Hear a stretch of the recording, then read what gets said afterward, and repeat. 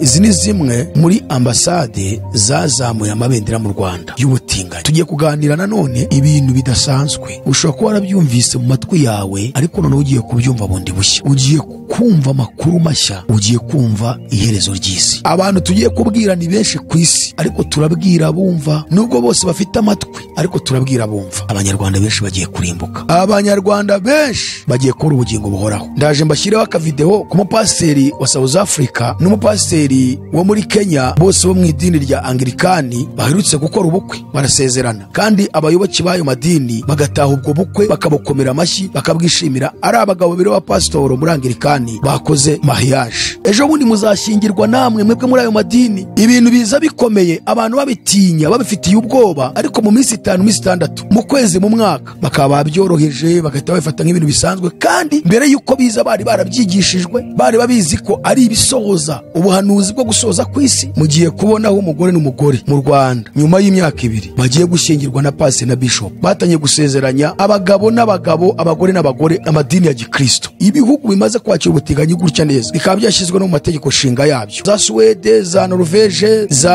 Australia, za Amerika, mu Bwongereza. Hari ahantu henshi mu bihugu byamaze kwakira ubutinganyi. Muri Afrika, mu Rwanda naho mwamaze kubona ko byamaze kwemerwa. Muri Kenya naho byaremewe. Kubera iki abapasiteri barumye igihwa bagaceceka batari kuvuga ukuri ko hari ibyago bigiye kuza mu isi ku bihugu noneho byo birimo kwakira ubutinganyi, maze kubyakira. Ubu mu madini mugiye kubona abapasiteri b'abatinganyi, mugiye kubona abitwa ngo n'abahanuzi ariko ari abatinganyi, mugiye kubona ababishop b'abatinganyi, bayobozi b'amadini, bavuga butumwa, ba evangeliste, bahanuzi, abishop, ba aposo. Twongeye gutanga imiburo, twongeye gukoba karuru tubwira abantu yuko ibyago bigiye kwisuka mu Rwanda, ibyago bigiye kwisuka mu bihugu bitandukanye byakiriye ubutinganyi. Kandi uretse n'ibyo, nyuma yuko ibyago byisuka muri ibyo bihugu, ababishop bagiye gukubitwa inkoni nyinshi, abaposo bagiye kurimbuka, abitwa ngo barakorera Imana bagiye guhura n'akaga gakomeye, kuko barumye gihwa baraceceka ntibavuga ukuri kw'ijambo ry'Imana. Ukibaza bahagarara Imana mu isi mu buhe buryo, niba ibintu birimo kwinjira biviyora ijambo ry'Imana kandi ari ryo bigisha? Nibasanga bategetse ibisi ngo babwire ngo dore ijambo ry'Imana uko rivuga, muramenye mwiteze ibyago mu bihugu murimo, muramenye nimukize ubugingo bwanyu. Imana igiye kubabaza icyo mwayimariye, mwabagabo mwe mwitwa ngo muri abayobozi b'amadini. Imana igiye kubabaza icyo mwayimariye. Muri kuvuga ubuhe butumwa? Ubundi intebe ya Satani mu buryo bw'umubiri iteretse muri kariya kantu gatoya, kariya gahugu gatoya kitwa Vatikani. Kariya gahugu kitwa Vatikani ni intebe ya Satani we yicayeho mu buryo bw'umubiri. Reka tumaze dusome twumve akaga kabaye Sodomu n'Igomora. Niturangiza turagaruka aho umujinya w'Imana ugiye gusukwa. Nyuma tubasomere message Imana yaduhaye y'ubutumwa bureba abanyarwanda bose, abayobozi b'igihugu cyacu cy'u Rwanda, ndetse n'abandi bo mu bindi bihugu bazabasha kumva ururimi tuvuga cyangwa bazasobanurirwa n'abandi bazaba batwumvise. Rote ngabikoza abakwebe barabisuzugura babifata nk'imikino. Uko niko n'uyu munsi uri kuvuga ngo ubutinganyi butumye isi irangira, ubutinganyi buteje ibyago mu bihugu, ubutinganyi bugaragaje ko iyi si igiye kurimbuka, ariko abantu bari kubifata nk'imikino. Kuko ubwo Imana itababariye ba bamarayika bakoze icyaha, ahubwo ikabajugunya mu mworera, ikababohesha iminyururu y'umwijima ngo barindirwe gucirwaho iteka. Kandi ubwo itababariye isi ya kera, ahubwo ikarokorana Nowa umubwiriza wo gukiranuka n'abandi 7 gusa, ubwo yatezaga isi y'abatubaha Imana umwuzure. Kandi ubwo yaciriyeho iteka imidugudu y'Isodomu n'Igomora, yitwitse ikayigira ivu, ikayishyiraho kuba akabarore. Dore isi ihindutse Sodomu na Gomora, u Rwanda ruhindutse Sodomu n'Igomora. Imana iri kurubona nka Sodomu na Gomora. Mwakumvise ubutumwa bwiza bw'Ubwami mugakiza ubugingo bwanyu, mwagerageje kumva iki ijambo ry'Imana rivuga, kuko Imana igiye kuza gusuka umuriro n'amazuku. Nicyo cyatumye Imana ibarekera kurarikira ibyonona, ndetse bigeza ubwo abagore babo bakoresha imibiri yabo uburyo bunyuranye n'ubwo yaremewe. Kandi n'abagabo nuko bareka kugirira abagore iby'imibiri yabo yaremewe, bashyushwa no kurarikirana. Abagabo bagirirana n'abandi bagabo ibiteye isoni, bituma mu mibiri yabo bagarurirwa ingaruka mbi ikwiriye kuyoba kwabo. Umujinya w'Imana ugiye gusukwa, igihugu kirarira kandi kibaye umuhongi, isi icitse intege ibaye umuhongi, abanyacyubahiro b'isi bacitse intege, kandi isi uhumanijwe n'abaturage bayo, kuko bishe amategeko bagahindura ibyategetswe, bakica isezerano ridakuka. Nicyo gituma umuvumo utsemba isi n'abayibamo bagatsindwa n'urubanza. Nicyo gitumye abaturage b'isi batwikwa hagasigara bake, aho umunezero wari uri arazimye, ibyishimo byo mu gihugu birahebwe, mu murwa hasigaye amatongo. Uko tubisomye niko bigiye kuba muri muri buri bihugu byose bimaze kwakira ubutinganyi.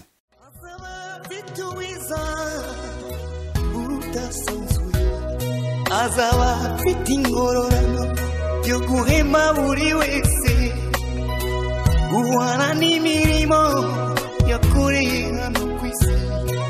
Nawe nshuti yanjye aza kwambika ikamba.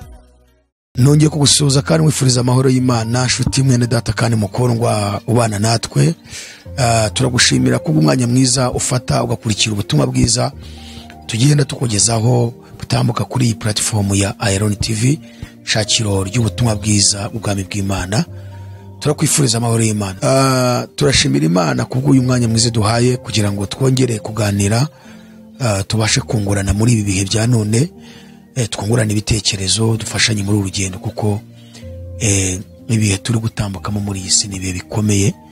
Reka twongere tubabwire ngo ni ibihe bikomeye, ntabwo tuzahwema kubivuga, tuzahora tubibabwira buri munsi, kugira ngo turebe ko hari bamwe bakeya twarokokana, kuko abazarimbuka bo ni benshi cyane, ariko hari n'abandi bazarokoka. Impamvu twari tuvuze ijambo yuko abajya mu ijuru ari bake cyane, ariko abajya kurimbuka akaba ari benshi, cyangwa se abazarimbuka akaba ari benshi, niko ijambo ry'Imana rivuga kandi ntacyo wahinduraho. Niyo mpamvu ubutumwa bwiza buvugwa bukumvwa na bake. Yes, burumvwa na bakeya, kuko abakunda ukuri ni bake mu isi. Abantu benshi bari mu butware bwa Satani. Satani bafite gutya. Ikindi kandi bafite imyumvire bakuye mu masomo ashingiye ku bumenyi bwa hano mu isi. Ntabwo bafite imyumvire ituruka ku bwenge bw'Imana. So rero abazarimbuka ni benshi. Bibiliya irabivuga nyine. Matayo igice cya 7 murongo wa 14 kugeza ku murongo wa 20. Yesu yaravuze ngo munyure mu irembo rifunganye, kuko irembo ari rigari n'inzira ijyana abantu kurimbuka ari nini, ngo kandi abayinyuramo ni benshi. Inzira ijyana abantu kurimbuka akaba naryo rembo rigari, ngo abayinyuramo, abanyura muri iryo rembo ni benshi. Arabanga ariko irembo rifunganye ni inzira ijya mu bugingo, iraruhije cyane, kandi abayinyuramo ni bake. Kandi iryo rembo rifunganye ni Yesu, niwe wivuze muri Yohana igice cya 10 umurongo wa 9 n'uwa 10. Yaravuze ngo ni njye rembo ry'intama, umuntu ninjira muri jye azakizwa, azinjira asohoke kandi azabona urwuri. Uhere ku murongo wa 9 kugeza ku murongo wa 12. Kandi iri jambo nanone ng'inzira, inzira ifunganye niwe wivuze nanone muri Yohana 14 umurongo wa 3. Yaravuze ngo ni jye nzira, ukuri n'ubugingo, ntawe uzajya kwa Data namujyanye. So rero yavuze ngo irembo rifunganye cyangwa inzira ifunganye iraruhije, ngo kandi abanyuramo ni bake, niwe wivuga. Nama mubona muri iki gihe ku isi hadutse abakobanyi benshi, bakobana bakana ko Yesu ari umwami w'ijuru n'isi, ko Yesu atanga ubugingo, ko Yesu ari we nzira ducamo tujya mu ijuru, ko Yesu izina rye ari ryo twaherewe gukirizwamo abari mu isi yose. Uhereye nko kuri Islam mugira ngo murabizi ko barabihakana, baranabyanga, ntibabyemera, ntibemera ko Yesu ari we nzira koko dukwiye gucamo, kuko na Muhammad bamufata nk'inzira nawe bifashisha. Ikindi Yesu ntibemera ubumana bwe, bamuhakana ibintu byinshi, ariko bakemera ko Yesu ari we uzagaruka n'ubundi mu gihe cy'imperuka. Ukibaza bimeze bite? So rero kubera ko Yesu ari irembo rifunganye kandi akaba ari inzira ifunganye, abanyuramo akaba ari bakeya, ariko irembo rigari n'inzira ijyana abantu kurimbuka akaba ari abanyuramo akaba ari benshi. Ni mpamvu kugeza uyu munsi abantu bumva ibya Yesu no kumva Yesu ni bake cyane mu isi. Niyo mpamvu abazarimbuka ni benshi. Bibiliya ni ijambo ry'Imana rikomeye, ivuga ibintu bitari byabaho, kuko uwabivuze ahoraho ibihe byose, yabayeho ariho kandi azahoraho. Iyo ni Imana. Rero impamvu yavuga ko arazi ko mu binyejana byose bizatambuka mu isi, cyangwa se muri period zose zatambuka mu isi, abazagenda bemera Yesu, bemera ijambo ry'ukuri ni bake. Turagarutse kugira ngo twongere kuburira abantu. Reka dusenge Imana kugira ngo Imana ibane natwe mu kino kiganiro, kandi tuyiragize ibane na buri wese. Mana turagushimiye kubw'ijambo ryawe ryiza wongeye kuduha kugira ngo tuvuge. Turagushimiye kuko wongeye kuduhagarika kutwicaza imbere ya AYALONI TV kugira ngo tuvuge ubutumwa bwiza bari mu isi yose babashe kumenya ibihe duhagazemo. Turagushimiye kuko udutije iminsi yo kubaho. Turagushimiye kuko duhaye akanwa ko kongera kuvuga, ukaba duhaye uruvugiro kugira ngo twongere twamamaze ishimwe ryawe, kandi turusheho gufashanya na bene data tubaburira tubabwira aho isi igeze, kugira ngo ufite amatwi yumva abashe kumva ibihe duhagazemo, abashe gukiza ubugingo bwe, utabasha kumva azajye kurimburanwa n'umubi. Ngwino ubane natwe rero kugira ngo ubutumwa bwiza bugiye kudusohokamo bwe kugira inkomyi, bwe kugira ikibwanduza, abashaka kubutesha agaciro n'imbaraga zose zabasha gutuma abantu batumva ubutumwa turazicecekesheje. Amajwi yose yazagera ku bantu bazumva buno butumwa agashaka kubutesha agaciro turacecekesheje, kuko ubu ni ubutumwa bukiza kandi bubohora, ni ubutumwa butanga ubugingo buhoraho, ni ubutumwa butanga amahoro umuntu akiri mu isi, ni ubutumwa butanga umunezero, ni ubutumwa bw'agakiza twahawe muri Yesu Kristo. Mwami turaguhamagaye kugira ngo bane bana natwe kugira ngo tuvugishe iby'ubutwari. Umuntu wese uzumva buno butumwa buzagiraho mukura naho umugeza, buzahindura ubuzima bwe, karagiteri ze zizahinduke kugira ngo agire karagiteri zigendanye n'icyo ijambo ry'Imana rivuga. Kandi Uwiteka we ubugingo bwe buzarokoke ku munsi w'imperuka. Urakoze, turagushimiye rero kubana natwe kandi tugiye neza. Habwe kuzo n'icyubahiro tubyambaje twizeye mu izina rya Yesu Kristo, amen.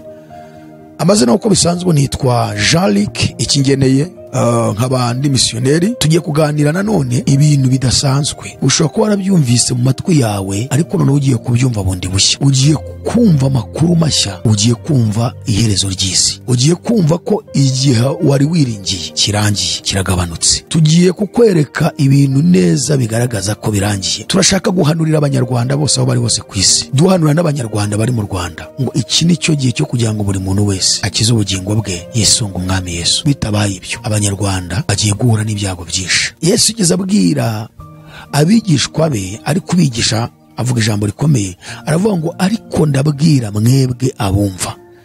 Kuvuga iri jambo ngo ndabwira mwebwe abumva si uko batari bahari ari benshi kandi bose bafite amatwi nk'aya dufite, ariko ko Yesu ari umwami asobanukiwe neza abari kumva icyo avuze, n'abarimo kubimefiya, n'abatabiha agaciro, n'abandi babipinze ukuntu, n'abandi bari kubishidikanyaho.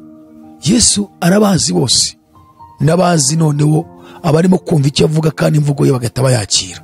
Niyo mpamvu yavuze ngo ndabwira mwebwe abumva. Natwe rero abantu tugiye kubwira ni benshi ku isi, ariko turabwira abumva. Nubwo bose bafite amatwi, ariko turabwira abumva. Hari ijambo Yesu ugeze avuga hano mu butumwa bwiza bwanditswe na Matayo, mu butumwa bwiza uko bwanditswe na Yohana igice cya 8. Mwumve ni ijambo rikomeye. Yari arimo kujya impaka mu isinagogi imwe y'Abayuda, barimo kujya impaka cyane. Noneho Yesu ageze hano ku murongo wa 44, Plito 42, Yohana 8:42, haravuze ngo Yesu arababwira ati iyaba Imana yari so muba munkunza, kuko naje nkomotse ku Mana, sinaje ku bwanjye ahubwo niyo yantumye. Niki gituma mutamenya imvugo yanjye? Nuko mutabasha kumva ijambo ryanjye. Amen. Niri jambo nashaka ku murongo wa 43. Niki gituma mutamenya imvugo yanjye? Nuko mutabasha kumva ijambo ryanjye.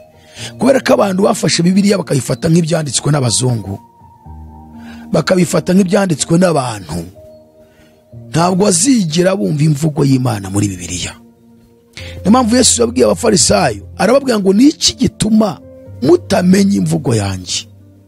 Ngo nuko mutabasha kumva ijambo ryanjye. Igihe umuntu atabasha kwicara muri iki gitabo ijambo ry'Imana Bibiliya ngo abashe kuryumva, aritegera amatwi, ntazigera amenya imvugo y'Imana iyo ariyo.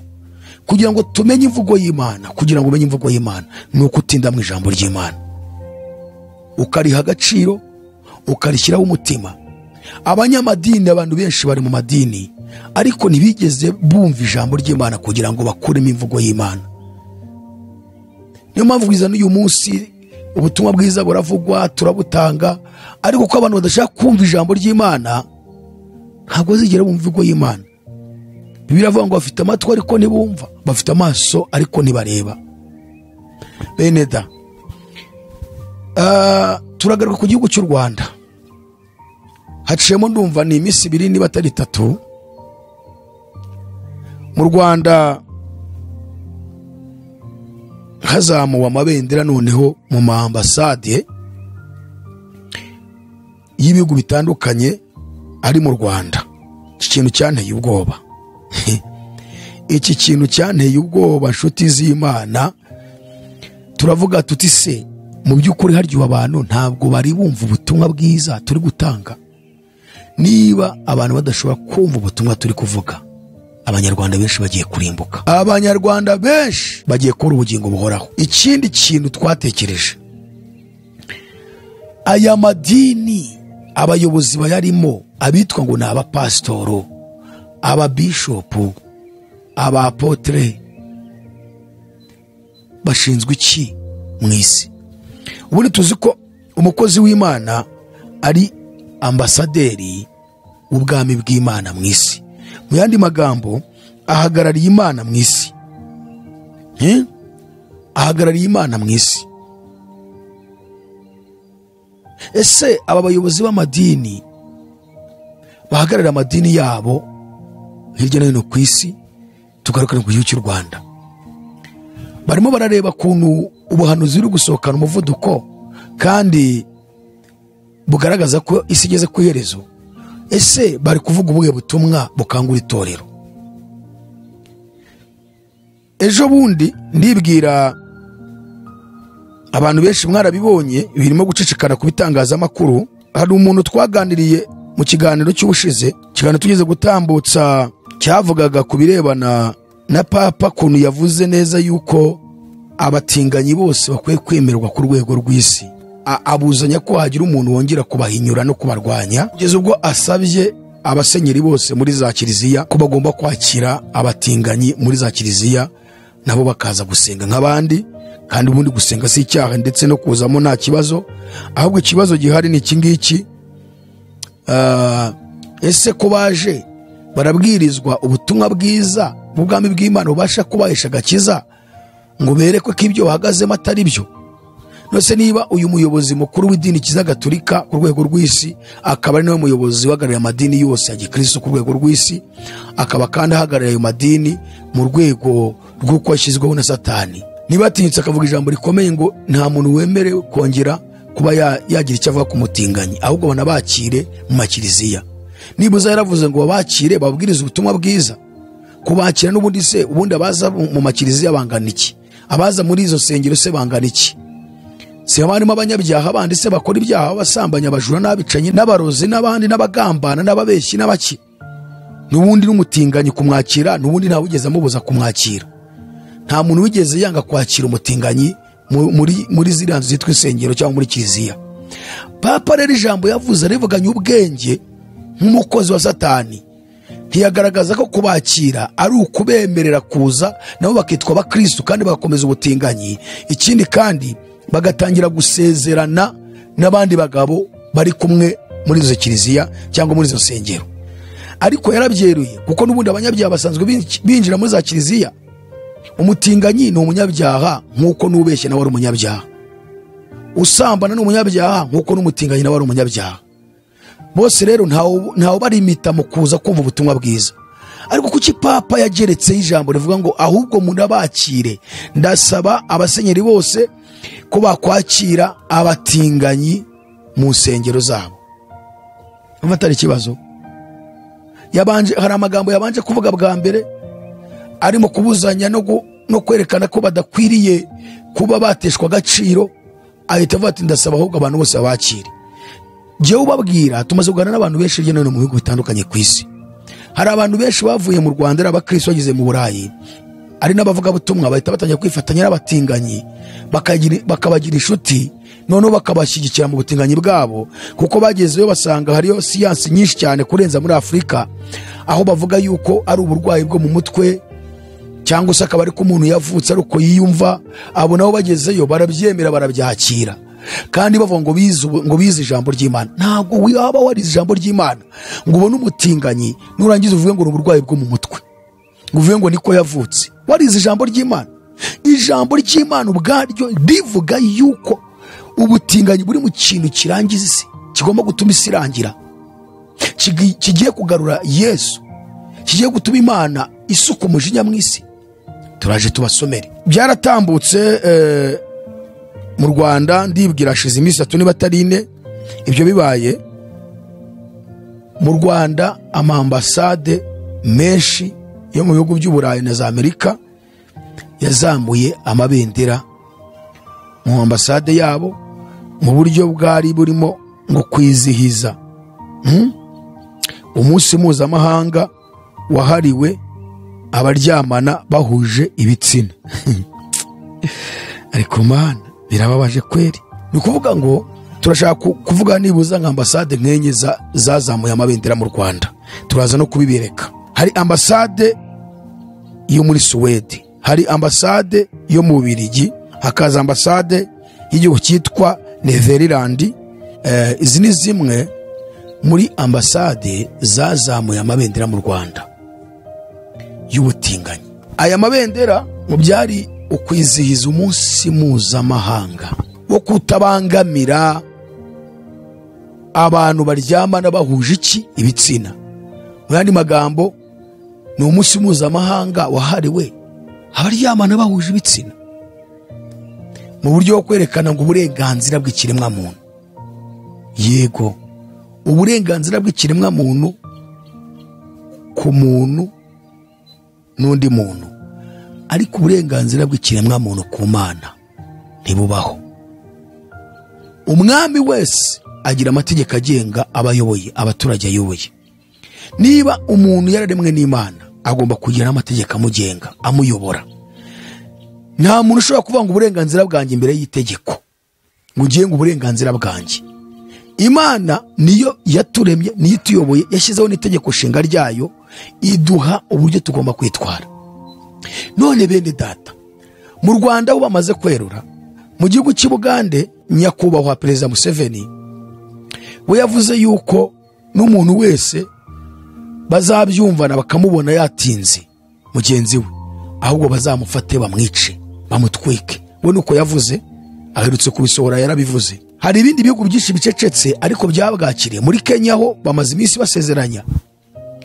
Ndaje mbashyireho akavideo ku mupasiteri wa South Africa n'umupasiteri wo muri Kenya, bose bo mu idini rya Anglikani, baherutse gukora ubukwe barasezerana. Akavideo turagafite, ndakabashyiraho murebe. Abapasiteri babiri basezeranye, kandi abayoboke bayo madini bagataha ubwo bukwe bakabukomera amashyi bakabwishimira. Ari abagabo babiri b'abapasitoro muri Anglikani bakoze mariage. Muri Bibiliya muri Yuda igice cya mbere umurongo wa 7,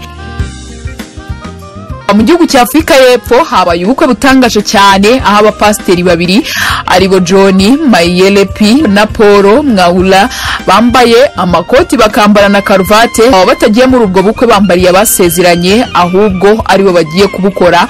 Ubwo bagasezerana kubana umugabo ku mugabo nyuma yo kumara igihe kirekire bakundana. Paul Mwawula ni umushumba w'itorero ry'Abangirikani muri Afrika y'Epfo, yakoze ubukwe yemeranya kubana karamata na John Mayelepi, umupasiteri nawe uri mu bakomeye mu gihugu cya Kenya.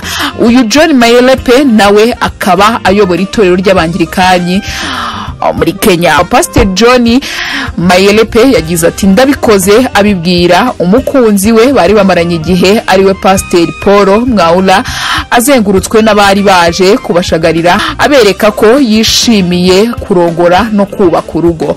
Igihe babazwaga impamvu bahisemo kubana nk'umugabo n'umugore kandi bose ari abagabo, abo bavuga butumwa basubije ko gushakana n'umuntu umuhuje igitsina ari ibintu umuntu avukana, atabihitamo ko ari ibintu biba bitahinduka kuri we. Ubukwe bw'aba bagabo bwacaga imbona nkubone live ku mbuga za internet zisanzwe zifashishwa n'isengero bayobora mu gutambutsa ijambo ry'Imana, ndetse bigaragara ko bishimiwe n'abakristo bayobora kuko batangiye gukwirakwiza amafoto yabo ku mbuga nkoranyambaga zitandukanye banabifuriza urugo rwiza rwishimira Imana. Nyuma yuko benshi mu bayoboke biri torero bayoborwa n'abari abapasiteri babashyigikiye, hari n'abandi bagaragaje ko ibyo bakoze bihabanye n'iby'Imana yemeye byatumye irimbura Sodomo na Gomora, bakavuga ko Imana yaremye umugabo n'umugore kugira ngo babane bororoke. Ubundi si ubwa mbere ku mugabane wacu wa Afurika humvikanye inkuru nk'izi z'abashyingiranwa bawuje igitsina, ariko ubanza ari bwo bwa mbere abantu bivugwa ko ari abavugabutumwa b'Imana twita abapasiteri bashyingiranwe mu buryo bwa gipede, kandi ari bo bigisha ijambo ry'Imana abayoboke babo. Bamwe bati asubu bazongera gusoma mu Itangiriro basoma ati nuko Imana ikura Adamu mu rubavu irushyira muri Eva. Aho ibyo kwibaza byo ni byinshi, gusa benshi twari tuzi ko uyu muco nta mupasiteri wawe ugira bitewe n'uko baba barasomye ijambo ry'Imana, ariko babaje ari ikosora wa mugani w'ibigezweho. Ubundi abakristo bizera Bibiliya ivuga neza ko kubonana ko bahuje ibitsina ari icyaha. Urumva muri Kenya rero ubutinganyi burasanzwe, muri Uganda nabo barahari, ariko urumva government ndetse n'umuyobozi wayo Perezida Museveni ejo bundi basohotse itegeko rivuga ngo n'uzabikora bakamufata bazamutwike, ariko nta kintu bashobora guhinduraho. Tushaka kubabwira ngo nta kintu bazigera bahinduraho habe na gato, kuko ubuhanuzi bugomba gusohokana umuvuduko ku rwego rw'ejuru. Kubera iki bugomba gusohokana umuvuduko? Ni ukugira ngo Imana ikangure itorero ryayo, ni ukugira ngo Imana ihagurutse abakozi mu itorero bo bamaze gusobanukirwa, babizi neza icyo ubuhanuzi bwa Bibiliya buvuga, bihutisha ubutumwa kugira ngo wese agaruke. Kuko hari ibintu byinshi bibaho kugira ngo Imana ibashe gukangura abagaragu bayo, noneho bahite bahagurukana ubutumwa bihute. Niyo mpamvu umuntu turimo kuvuga twageze no ku rwego rwo gusarara, abantu bakaba batumva. Tukabwira abantu ngo musohoke muri ayo madini, bakanga kubyumva, kandi mwumva amadini yatangiye gushingira abagabo n'abagabo. Ejo bundi muzashingirwa namwe mwebwe muri ayo madini, ibintu biza bikomeye, abantu babitinya, babifitiye ubwoba, ariko mu minsi 5 minsi 6 mu kwezi mu mwaka bakaba babyoroheje, bagahita babifata nk'ibintu bisanzwe. Kandi mbere yuko biza bari barabyigishijwe, bari babizi ko ari ibisohoza ubuhanuzi bwo gusoza ku isi. Rimwe na rimwe koshobora kuba ari n'abapagani, bakaba wenda bari n'abapagani, ariko izo nkuru baragiye bazumva bakabona na amahano biramutse bije ibyo bintu. Mu by'ukuri bakabona byaba ari amahano baramutse koko ibyo bintu biramutse bije, ariko byaza bagahinda umushyitsi igihe gito, bakavuga ati yo shushu bakumva byakomeye, ariko mu gihe gitoya bagahita bifata nk'ibintu bisanzwe, kandi ari ibyahanuwe biri gusohora bigaragaza ko itorero rikwiye guhagurukana ubutumwa bwiza, hanyuma abantu bagakizwa, Yesu akagaruka. Turabaza abapasiteri, ababishopu, ba kibishopu, aba representa egare wa ADPR mu Rwanda, abapasiteri muri ADPR, ba reverandi, abo bashumba ngo b'amaparuwasi. Ese ADPR ngira ngo ifite amatora arenga 3,000 hariya mu Rwanda, Anglikani ari nko mu 100,000, Katolike amadini ari hariya mu Rwanda araruta ayo muri ADPR. Aya madini, aya machachizi y'abantu ku giti cyabo, za Zion Temple, Restoration Church, Miracle Center, Healing Center, Yes Ashimwe Church, Baptist Church, EPR Church, Adventist Church, ayo madini yose n'ayandi tutavuze, abapasiteri bayarimo, ababishop bayarimo, abitwa ngo abahanuzi bayarimo. Ese baramara iki mu gihe ibyaha biri kuzamuka ku rwego rukomeye mu gihugu cyacu cy'u Rwanda? Amabendera yazamuwe, reka turorere tuvuge ngo leta y'igihugu yo bibyo bakora, twavuga ngo benshi ntabwo bakijijwe, kandi bo barabikora nk'iterambere ry'isi. Ariko noneho abahagarariye iterambere ry'ijuru, abahagarariye iyobokamana, mwaba pasiteri mwe, mwaba bishopu mwe, ba aposo, mukaba mwararumye gihwa, mukaba mucecetse, ahubwo mwicaye imbere y'izo nka muri kuyobora muzijyana kugira ngo zijye kubagwa mu kurimbuka, zijye kurimbuka. Inda zaraje, mufite amapfa ngaha, muragenda mu modoka meza, abantu bicaye imbere yanyu bagiye kurimbuka kweri, muri aho ngaho mubahora imbere, bararimbutse pe. Abayobozi bayoboye leta nabo ni abantu nkamwe, kuki mutababwiriza ubutumwa bwiza ngo mubereke icyo barimo katari cyo Imana ishaka? Kuko igihugu kirimo kwinjiza ibintu nk'ibi aribyo bigiye kudukurira ibintu bikomeye n'ibyago bikomeye mu gihugu. reka nongeye mbivuge bene da, iki kintu cyabaye mu Rwanda ubushize bazamuye ibendera barizamurira muri hoteli Marriott, ibendera ry'ubutinganyi ryarazamuwe muri Marriott niho ryazamuriwe, ndetse harimo umuyobozi umwe mu gihugu wari wagiye muri ibyo birori. Iki kiganiro twagitambukije turi kumwe na Patrick Kamanzi kuri AYALONI TV. None za ambasade zose z'ibi bihugu by'Uburayi na Amerika ejo bundi zazamuye amabendera mu gihugu y'ubutinganyi. Reka mbabwire iki kintu mugiye kubona ibyago bigiye kuba mu Rwanda. Hari ibintu bigiye kubaho bikomeye. Imana igiye kudusukaho umujinya kubera ibyaha barimo birazamuka mu gihugu, kandi hari abantu bavuga ngo bahagarariye amadini, hari abantu bavuga ngo baravuga ubutumwa bwiza, bapasiteri, bashumba. Kubera iki mu runyagihwa mu gaceceka mutarimo no kugera mu bayobozi bayoboye igihugu ngo mubereke ko ibyo barimo atari byo? Ese bwo muhagarariye Imana mu isi mu buhe buryo? Kubera iki mudafatira urugero rwiza kuri Saduraka, Meshake, Abedenego na Danieli? Danieli ageze i Babuloni yaharaniye kugira ngo Imana ya Isiraheli imenyekane mu banyamahanga, kugeza ubwo ahawe ibyicaro bikomeye, arazamurwa aba uwungirije umwami wari uyoboye ibihugu 127 Nebukadinezari. Danieli yatambutse ku ngoma zigeze muri 5 aba premier ministre yungirije umwami, kuko umwami wese wajyagaho bamubwiraga yuko Danieli arimo izindi imana zitandukanye n'izabo, kandi afite ubwenge bw'Imana itandukanye n'izo basenga.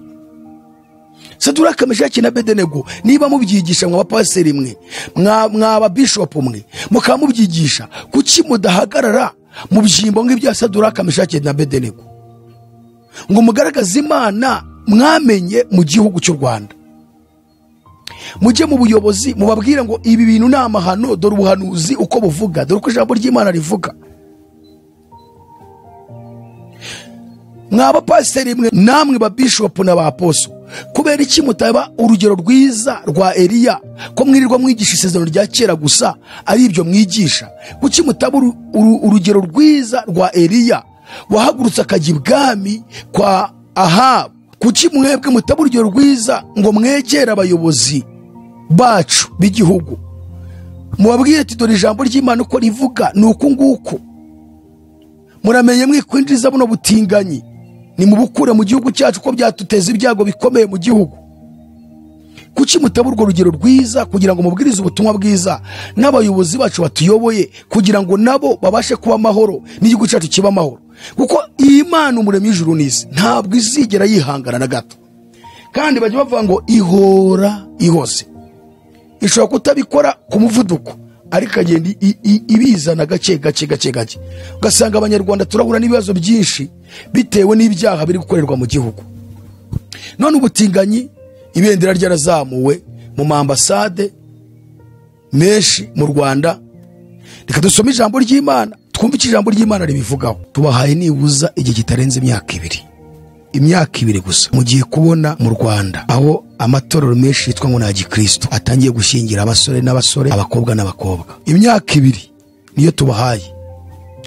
Mugiye kubonaho mu madini ya Gikristo umugabo agiye gushyingirwa n'undi mugabo, kandi ari bishop ubigize murare cyangwa pasiteri cyangwa se padiri. Mugiye kubonaho umugore n'umugore mu Rwanda nyuma y'imyaka 2 bagiye gushyingirwa na pasiteri na bishop, utarobanuye buri torero ryose, yaba yo ADPR, yaba Anglikani, yaba ya machachizi, yaba no ku biti byabo, yaba Katolike, yaba Eperi, yaba ababatista, yaba abadivantiste. Muraje murabibona mu gihe gitoya mu Rwanda nyuma y'imyaka 2 amadini menshi ya Gikristo mu Rwanda arabashyingira umugabo n'umugabo, ashyingira umugore n'umugore.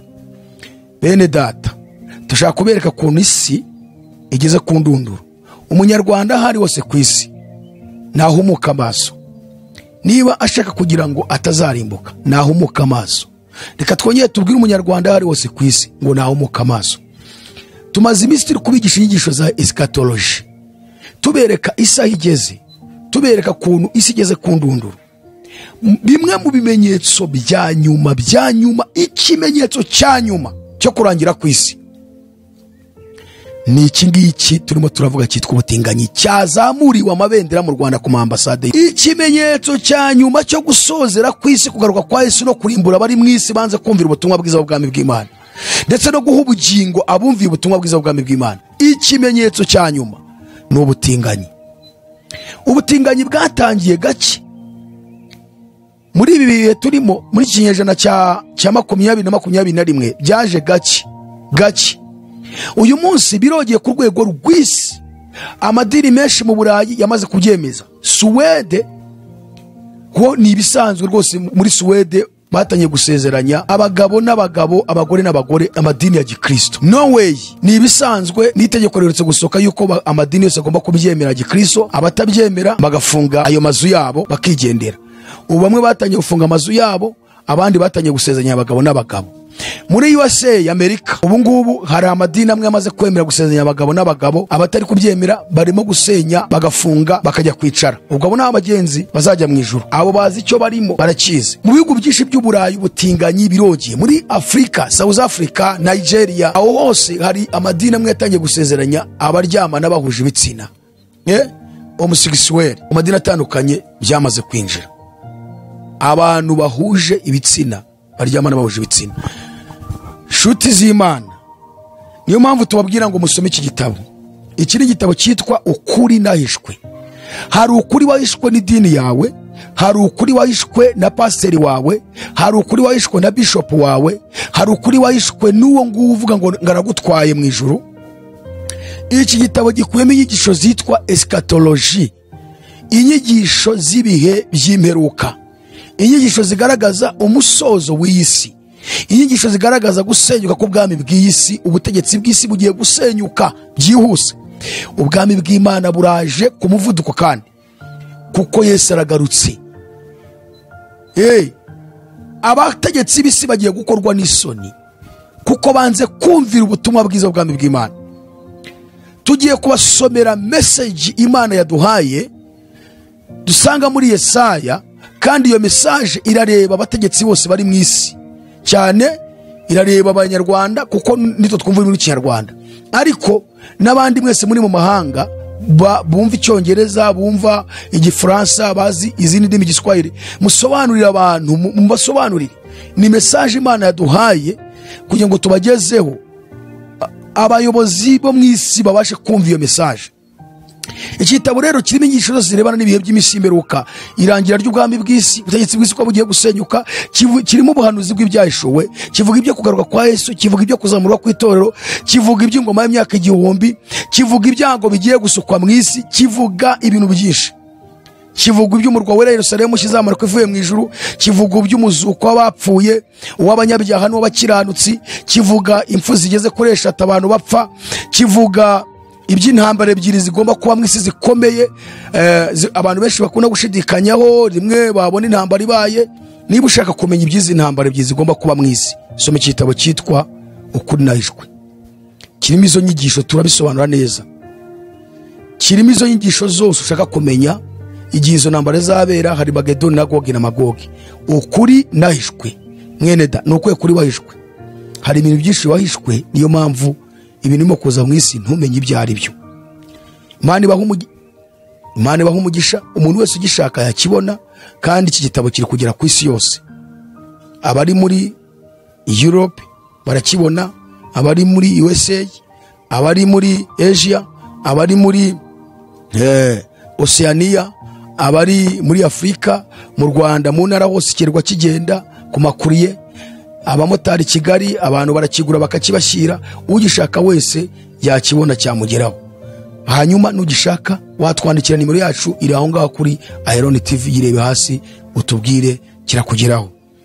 Imana iguhe umugisha ko uzakibona kandi ukumva ubutumwa bwiza bukirimo. Hanyuma rero bene data, turacyavuga kubera iki abapasiteri barumye igihuha bagaceceka batari kuvuga ukuri. Reka dusome ijambo ry'Imana twumve icyo ijambo ry'Imana rivuga ku birebana nuko hari ibyago bigiye kuza mu isi ku bihugu noneho byo birimo kwakira ubutinganyi bimaze kubyakira bigiye guhura n'akaga gakomeye. Ibihugu bimaze kwakira ubutinganyi gutya neza bikaba byashyizwe no mu mategeko shinga yabyo, za Suwede, za Norvege, za Australia, za Amerika, mu Bwongereza, hari ahantu henshi mu bihugu byamaze kwakira ubutinganyi. Muri Afurika, mu Rwanda naho mwamaze kubona ko byamaze kwemerwa, muri Kenya naho byaremewe. Noneho kandi ikibazo nuko abayobozi b'ibihugu hari ukuntu babiceceka ntibabivuge neza, ariko ubutinganyi bumaze kwemerwa ku rwego rw'isi. Niyo mpamvu n'abanyamadini ubu abatinganyi bibere mu nsengero nibo bari, kandi nubwo bicayemo ntabwo bari kubwirwa ubutumwa bwiza n'abayobozi b'amadini ngo bababwire kwihana, bababwire ko ubwami bw'Imana bugiye kuza, bababwira bakwiye kujya mu bwami bw'Imana. Bari bo barigisha inyigisho z'amafaranga n'ibiryo n'akazi, kandi niba hari umuntu ugira amafaranga wa mbere ni umutinganyi. Ubu mu madini mugiye kubona abapasiteri b'abatinganyi, mugiye kubona abitwa ngo ni abahanuzi ariko ari abatinganyi, mugiye kubona ababishopu b'abatinganyi, mbega mugiye kubona abantu batinga, abantu bayoboye amadini ya gikristo kandi b'abatinganyi, kuko bafite amafaranga menshi. Kandi abayobozi b'amadini bikundira amafaranga. Umutinganyi kuza akamukubita nka miliyoni 30 yarangiza akamusengera biroroshye, kuko hari ijambo Pawulo yavuze, urwandiko rwa mbere Pawulo yandikiye Timoteyo igice cya 6 umurongo wa 6 kugeza ku murongo wa 10. Hari ijambo Pawulo yavuze rireba abantu bose bavuga ko bashinze amatorero cyangwa bavuga ko ari abakozi b'Imana. Yaravuze ngo icyakora koko kubaha Imana yo gufatanije no kugira umutima unyuzwe bivamo inyungu nyinshi, ngo kuko ari ntacyo twazanye mu isi kandi ntacyo tuzabasha kuyikuramo. Nuko rero ubwo dufite ibyo kurya n'imyambaro biduhagije tunyurwe nabyo, ngo kuko abifuza kuba batunzi, abantu bifuza kuba batunzi, ababishopu, abapaseri, ba kibishopu, ba monsenyeri, ba padiri, ba papa, abahanuzi, ubwo ngende mu ruhande rw'iyobokamana ku bantu bitwa abakozi b'Imana. Nibo ubutumwa burimo burabwirwa ko Pawulo yabwiraga Timoteyo nk'umuyobozi uyoboye itorero ryo muri Efeso, niwe wari bishop w'itorero rya Efeso. Yaravuze ngo kuko abifuza kuba abatunzi, Timoteyo we, icya mbere bagwa mu moshya, icya kabiri no mu mutego, icya gatatu no mw'irari ryinshi ry'ubupfu ryangiza rikaroha abantu mu bibahenebereza rikabarimbuza. Mwumvishe ibintu bitatu gukunda imiya bituzanira. Abantu bakunda imiya, icya mbere ngo bagwa mu moshya, icya kabiri bakagwa mu mutego, icya gatatu bakagwa mw'irari ry'ubupfu ryangiza. Iryo rari ry'ubupfu ryangiza ngo nta kindi rikorera abo bantu, ngo ahubwo ribaroha mu bibahenebereza ryarangiza rikabarimbuza. Pawulo yatavuga ngo kuko gukunda imiya ari umuzi w'ibibi byose. Gukunda amafaranga, gukunda imiya ni umuzi w'ibibi byose. Umuntu ukunda amafaranga ni bishopu, ni umuhanuzi, ni archibishopu, ni apostle, ni umwigisha, ni evangeliste. Umuntu wese ukunda imiya, umuntu ukunda imiya hari imiziti mushamikaho myinshi. Gukunda imiya ni umuzi w'ibibi byose, niko Pawulo avuze ara muri Timoteyo, kuko gukunda imiya ari umuzi w'ibibi byose. Ngo hariho abantu bamwe bazirarikiye maze barayoba bava mu byizerwa bihandisha imibabaro myinshi. Ni ukuvuga ngo impamvu mugiye kubona abapasiteri basengerwa ari abatinganyi, ababishopu basengerwa ari abatinganyi, ba kibishopu basengerwa ari abatinganyi, mugiye kubabona kubera iyihe mpamvu? Nuko abayobozi b'ayo madini ya gikristo bamaze kugira ikintu cyitwa gukunda imiya.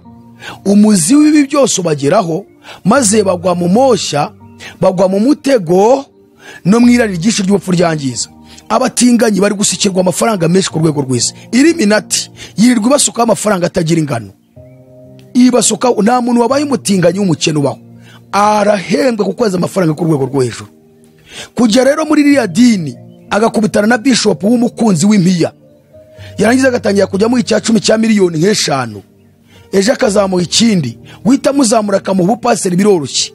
Mu gihe batangiye gukorana amanama muri komite, azaza azamura igitekerezo cy'uko bagomba gushyigikira abatinganyi n'abari abantu nkabo, kandi bari abantu bafite ubwenge w'isatanike ku buryo babacengezamo ayo matwa bikarangiza bafashe. nshuti z'Imana, bayobozi b'amadini, bavuga butumwa, ba evangeliste, bahanuzi, abishopu, ba aposo, yemwe abahagarariye amadini ku rwego rw'isi, abanyarwanda mwese mwumva ikinyarwanda, twongeye gutanga imiburo, twongeye gukoba akaruru tubwira abantu yuko isi irangiye. Ibyago bigiye kwisuka mu Rwanda, ibyago bigiye kwisuka mu bihugu bitandukanye byakiriye ubutinganyi. Kandi uretse n'ibyo, nyuma yuko ibyago byisuka muri ibyo bihugu, Yesu aragarutse aje gutwara umugeni. Itoro rigiye gukurwa mu isi, kuko ubutinganyi nicyo kimenyetso cya nyuma cyo kurangira ku isi. Ubutinganyi, abaryamana bahuje ibitsina mu bihugu by'Uburayi ngo ni uburwayi bwo mu mutwe, ubundi ngo ni uburenganzira bw'ikiremwa muntu, ubundi ngo umuntu wese ashobora kuba yaravutse ari uko yiyumva. Izo ni strategie satanike yazanye zigiye kurimbuza abantu benshi kandi zisinzirije abantu kugira ngo batamenya aho isi igeze. Reka twongere tubwire abadukurikiye, Yesu aragarutse, isi irarangiye, ubwami bw'Imana buraje, ababishopu bagiye gukubitwa inkoni nyinshi, abaposo bagiye kurimbuka, abitwa ngo barakorera Imana bagiye guhura n'akaga gakomeye, kuko barumye gihwa baraceceka ntibavuga ukuri kw'ijambo ry'Imana. Ukibaza bahagarara Imana mu isi mu buhe buryo, niba ibintu birimo kwinjira biviyora ijambo ry'Imana kandi ari ryo bigisha? Nibasanga bategetse ibisi ngo babwire ngo dore ijambo ry'Imana uko rivuga, muramenye mwiteze ibyago mu bihugu murimo, muramenye nimukize ubugingo bwanyu. Kubera iki abo bapasiteri bacecetse bafunze iminwa yabo? Nabo kurya gusa, nabinda, nabo gutunga amamodoka n'amazu, ntabwo bashaka kwera ngo bavuge ukuri, kandi igitabo cyitwa Bibiliya baragifite. Imana igiye kubabaza icyo mwayimariye, mw'abagabo mwe mwitwa ngo muri abayobozi b'amadini. Imana igiye kubabaza icyo mwayimariye. Muri kuvuga ubuhe butumwa kandi ubwo kuvuga buhari Imana iri kubwerekana, abisi bari kubusohoza ku muvuduko mwinshi, basohoza ubuhanuzi kugira ngo dukangure itorero, dukangure abanyabyaha bihane, tuvuga ubutumwa bwiza bw'ubwami bw'Imana. Reka dusome twumve Bibiliya uko ivuga. Muzi ikintu cyatumye Sodomu n'Igomora harimbuka? Tugiye kureba icyateye Sodomu n'Igomora kuharimbura, tugaruke turebe i Roma uko byari bimeze mu gihe cya Pawulo, igihe Pawulo yavugaga ubutumwa bw'izi Roma, kuko n'ubundi Roma niyizanye ibi bintu byose mu isi. Ubu butinganyi mureba, Papa niwe wabushyigikiye, niwe wabuzanye mu nama bakorera muri UN, umuryango w'abibumbye wateranye, Papa barimo. Mu bitekerezo bitangwa bamufata nka kibamba, nk'umuntu ukomeye. Ubu Papa bwose bukomoka i Vatikani bufite ijambo rikomeye mu muryango w'abibumbye. Niyo mpamvu mubona abayobozi bose b'ibihugu byo mu isi bubaha Papa ku rwego rukomeye. Rero ijambo avugiye mu muryango w'abibumbye ni ijambo ryumvikana cyane mu matwi y'abantu. Ejo bundi icyicaro baracyubatse Abu Dhabi hariya muri Leta Zunze Ubumwe z'Abarabu, icyicaro kigiye guhuza imyizerere yose ya gipagani, ya gikristo, n'imyizerere ya gakondo n'indi myizerere yose y'abadayimoni. Kandi Papa niwe ubihagarariye. Ibi duhora tubivuga cyane. Ikindi, Papa mwumvishe ko ariho wasohoye yuko ubutinganyi bugomba kwakirwa. Mbisubiyemo inshuro nyinshi, kandi abayobozi b'amadini bakwiye kwemera kwakira abatinganyi kandi bakabaha agaciro kabo. Ibi ngibi ni ibintu bisanzwe tumaze kumenya twese. Kuki tubifata nk'ibintu bisanzwe tukaba tumaze kubyoroshya kandi byarahanuwe kandi bizagaragaza kurangira kw'isi? Bibiliya rero igaragaza ko mu gihe cya Pawulo ubutinganyi Roma bwari buhari, none n'ubundi nibwo bwongeye gusakara isi yose. Ubu Papa kariya gahugu gato kitwa Vatikano ariho hari intebe ya Satani mu buryo bw'umubiri. Ubundi intebe ya Satani mu buryo bw'umubiri iteretse muri kariya kantu gatoya, kariya gahugu gato kitwa Vatikani. Kariya gahugu kitwa Vatikani ni intebe ya Satani we yicayeho mu buryo bw'umubiri. Naho nyine niwo intebe ya Satani iri iyoboye isi mu buryo bw'umubiri, ni hariya hantu. Uko batangiye mu bihe bya Pawulo mu kinyejana cya mbere bafite ubutinganyi Abaroma, n'uyu munsi nibo barimo kubusakaza ku rwego rw'isi. Turaje tubirebe icyo biri bivuga. reka tumaze dusome twumve akaga kabaye Sodomu ni Gomora. Niturangiza turagaruka dusoreza mu Baroma aho umujinya w'Imana ugiye gusukwa. Nyuma tubasomere message Imana yaduhaye y'ubutumwa bureba abanyarwanda bose, abayobozi b'igihugu cyacu cy'u Rwanda ndetse n'abandi bo mu bindi bihugu bazabasha kumva ururimi tuvuga cyangwa bazasobanurirwa n'abandi bazaba batwumvise. Itangiriro ibice 19 turasoma duhere ku murongo wa mbere kugira ngo ibintu byumvikane neza. Ndashaka gusoma hano harehare, mwihangane mu nkurikire. Baba mareka bombi bagera i Sodomu nimugoroba. Loti yari yicaye mu irembo ry'Isodomu, mu irembo y'Isodomu. Loti ababonye arahaguruka ngo abasanganire, yikubita hasi yubamye, arababwira ati, ndabinginze badatabuja, nimwinjire mu nzu y'umugaragu wanyu, muharare buke, mwoge ibirenge, ejo muzazinduke mugende. Baramusubiza bati, oya, turarara mu nzira buke. Arabahata bagiwe, binjira mu nzu ye, abatekera ibyo kurya, yotsa imitsima idasembuwe, bararya. Batararyama, abagabo bo muri uwo mudugudu Sodomu bagota iyo nzu, abato n'abakuru bose bavuye ahantu hose uho muri wo. Bahamagara Loti baramubaza bati, abagabo binjiye iwawe muri iri joro barihe? Basohore turyamane nabo. Loti ajya ku rugi arasohoka, arukingira inyuma ye, arababwira ati, bene data, ndabinginze nimukora icyaha kingana gityo. Dore mfite abakobwa babiri batararyamana n'abagabo, ndabasohora mubagirire ibyo mushatse, ibyo mushaka byose. Gusa abo bagabo mwe kugira icyo mubatwara, kuko bageze munsi y'ipfundo ry'inzu yanjye. Baramusubiza bati, have tubise. Bati, uru rugabo rwaje rusuhuka, none rwigize umucamanza, turakugirira nabi iruta iyo tugiye kugirira ba bandi. Basunika Loti cyane, begera urugi kurumena, maze ba bagabo basingiriza Loti amaboko, bamwinjiza mu nzu, bakinga urugi, batera ubuhumyi ba bagabo bo ku rugi rw'inzu, abato n'abakuru birushya bashaka urugi. Ba bagabo baza Loti bati, hari abandi bantu ufite, umukwe wawe n'abahungu bawe n'abakobwa bawe nawe ufite mu mudugudu bose bakuremo, tugiye kurimbura ahantu kuko gutaka kw'abaharega kwagwiriye imbere y'Uwiteka, akadutuma kuharimbura. Loti arasohoka avugana n'abakwe be barongoye abakobwa be, arababwira ati, nimuhaguruke muva aha hantu kuko Uwiteka agiye kurimbura uyu mudugudu. Ariko abakwe be bo babigize nk'imikino. Iri jambo rivuga ngo abakwe be babigize nk'imikino niryo jambo risohoye ku bapasiteri, ku banyapolitike b'isi bose, ku baturage b'isi. Iri jambo ribasohoyeho. Ubutinganyi bw'Isodomu ni Gomora, abamarayika babwiye Loti ngo nahunga hongishe abantu be bose kuko bagiye kurimbuka, umudugudu ugiye kurimburwa. Loti ngabikoza abakwe barabisuzugura, babifata nk'imikino. Uko niko n'uyu munsi uri kuvuga ngo ubutinganyi butumye isi irangira, ubutinganyi buteje ibyago mu bihugu, ubutinganyi bugaragaje ko isi igiye kurimbuka, ariko abantu bari kubifata nk'imikino.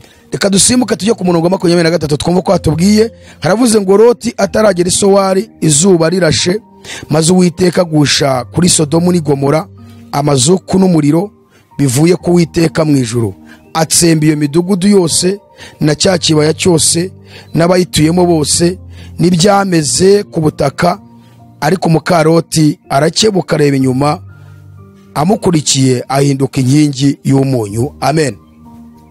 Hari n'abantu bagiye guhinduka inkingi y'umunyu. Rero hari abantu bameze nka muka Loti, bafite imitima ikomeza gusubira inyuma, bishakira iby'isi, bakaba batumva ubutumwa bwiza turimo turavuga, kandi bitwa ngo bamenye Imana.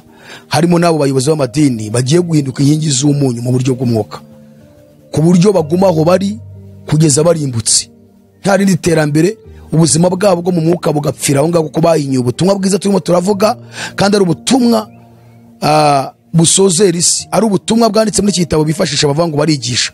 Urwandiko rwa 2 rwanditswe na Petero, ibice 2 umurongo wa 4 kugeza ku murongo wa 9. Haravuze ngo, kuko ubwo Imana itababariye ba bamarayika bakoze icyaha ahubwo ikabajugunya mu mworera ikababohesha iminyururu y'umwijima ngo barindirwe gucirwaho iteka, kandi ubwo itababariye isi ya kera ahubwo ikarokorana Nowa umubwiriza wo gukiranuka n'abandi 7 gusa ubwo yatezaga isi y'abatubaha Imana umwuzure, kandi ubwo yaciriyeho iteka imidugudu y'Isodomu n'Igomora yitwitse ikayigira ivu ikayishyiraho kuba akabarore k'abazagenda batubaha Imana. Ni ukuvuga kuba Imana yaratwitse imidugudu y'Isodomu n'Igomora yabikoreye kugira ngo bibere akabarore k'abazagenda batubaha Imana. None uyu munsi iyi midugudu tubonye Isodomu n'Igomora Imana yarimbuye, mwaba paseri mwe, mwaba bishop mwe, mwaba archbishop mwe, muri kubwira iki abayobozi bayoboye isi, abategetsi b'isi barimo kwinjiza ibizira?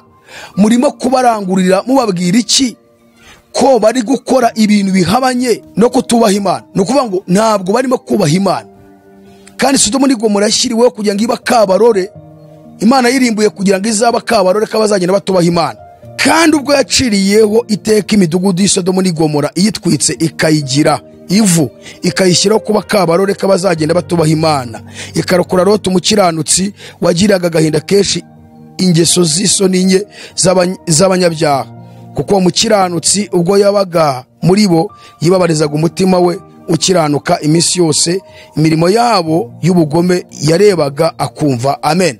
Aha ngaha byonyine barashaka kutwereka ko Isodomu n'Igomora habayeho. Ugiye no mu mateka ukajya no mu gusacinga kuri Google, iyi midugudu y'Isodomu n'Igomora barahakwereka ahariho. Isi nayo irabyemera ko Sodomu na Gomora habayeho, ikanabyemera ko koko hahiye, Imana yaharimbuye bitewe n'ubutinganyi bwari buriyo. Bene reka mbabwira akantu mutari muzi. Isodomu n'Igomora habaye ubusambanyi bw'indengakamere. Barasambanye bageraho basambana n'inyamaswa n'amatungo. Batubwiye ko Loti yarebaga ibyo bintu akibabariza umutima. Abantu benshi bakwiye kwita kuri iki kintu. Imana yarimbuye Isodomu n'Igomora mu buryo bwo kuhagira akabarore, icyitegererezo cy'abantu bose bazagenda batubaha Imana muri iki gihe cyacu turimo.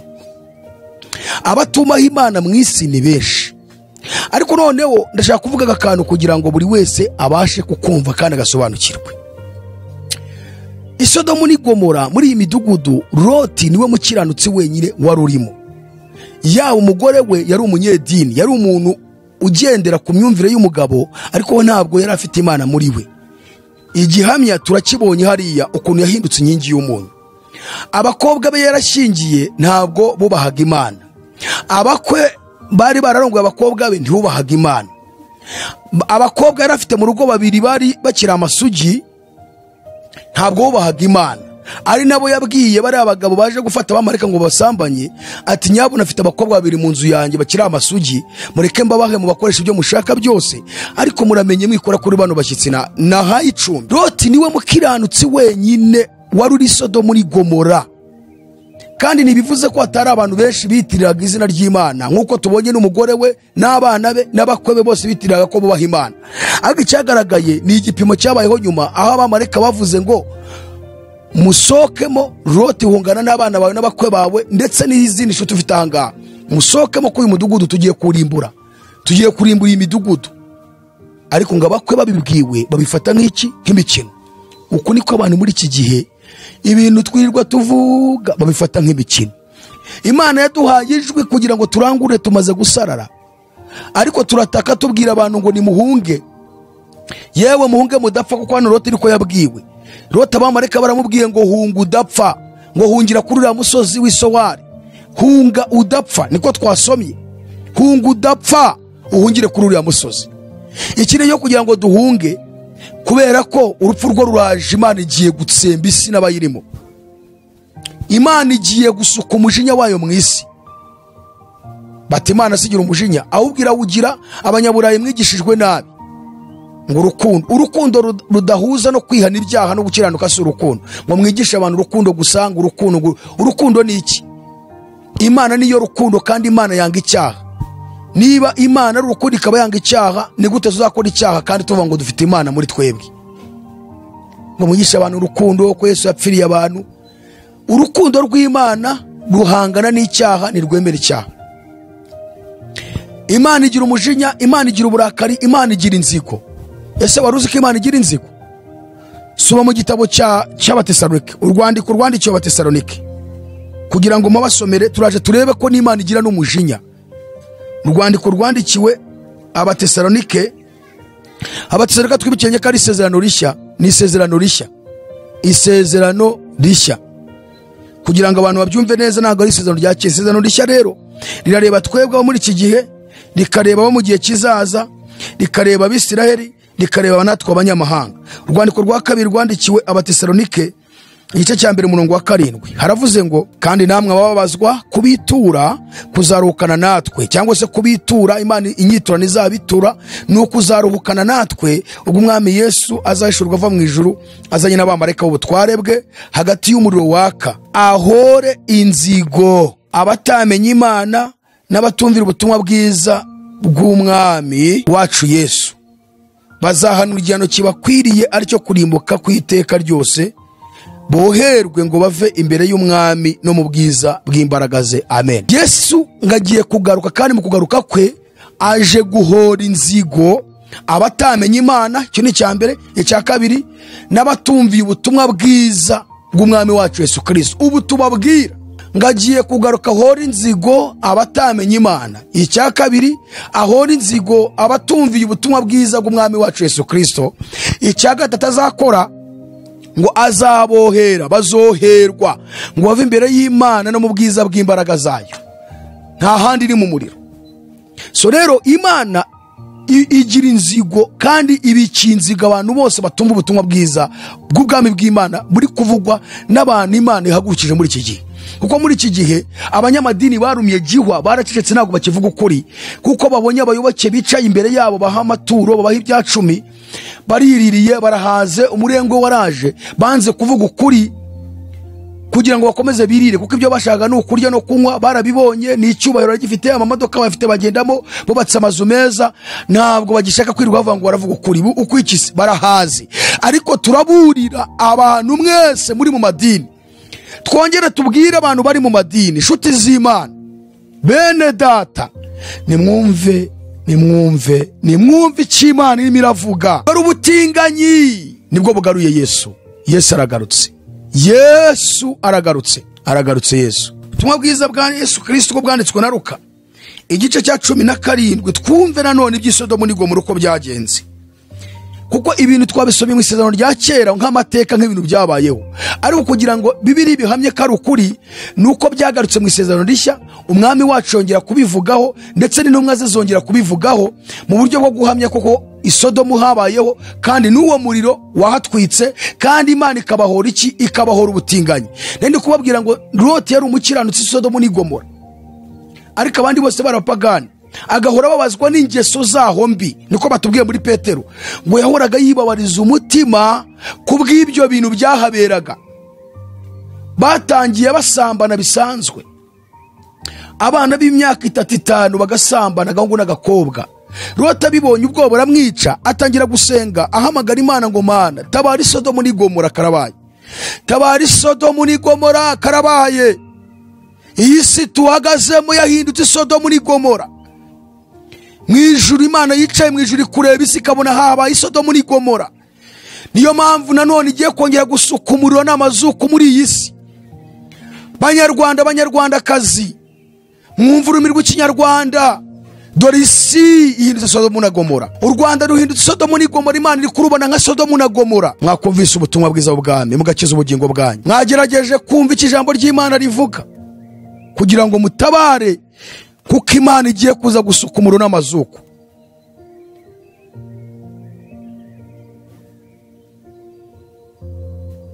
Abana bato mu myaka 5, 6, 4, ubungu n'umukobwa bwarasambanye, Loti arababara, atangira gusenga, mw'Ijuru nimuze mutabare, dore ibyaha biragura Isodomu n'Igomora. Abana bari gusambana, ngo mw'Ijuru baraceceka. Abasore, ingimbi n'abangavu b'abakobwa bafite imyaka 12, 13, n'abahungu bafite iyo myaka barasambana. Loti nanone arasenga, mw'Ijuru baraceceka. Abasore n'inkumi bari mu myaka 23, 25 barasambana n'abakobwa, Loti ahamagara ijuru ati muze murebe Sodomu n'Igomora. Imana iraceceka.